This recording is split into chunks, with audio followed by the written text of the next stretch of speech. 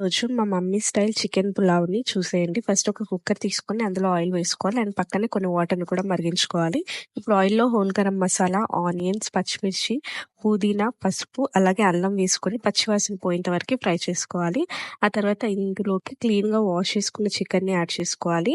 టేస్ట్‌కి తగ్గట్టు కారం, సాల్ట్ వేసుకొని మంచిగా కలుపుకోవాలి. నెక్స్ట్ ఒక హాఫ్ కప్ వరకు పెరుగుని యాడ్ చేసుకోవాలి. అలాగే ఒక 2 నిమ్మకాయల్ని రసం పిండుకోవాలి.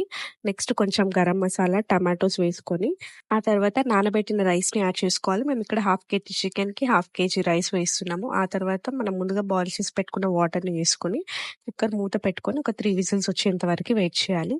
అండ్ మేమిక్కడ వంట చేస్తుంటే అన్వి చూడండి జామ్ తింటుంది. అసలు చూడండి ప్లేట్ అయితే కడగనవసరం లేదు. అంత నీట్‌గా తినేసింది. నేనైతే షాక్ అయ్యాను నిజంగా తను తిన్నదా లేదా అని. అండ్ ఈలోపు మన పులావ్ అయితే రెడీ అయిపోయింది. మీరు కూడా ఒకసారి ట్రై చేయండి. టేస్ట్ అయితే చాలా బాగుంది. అండ్ మన ఛానల్‌ని సబ్స్క్రైబ్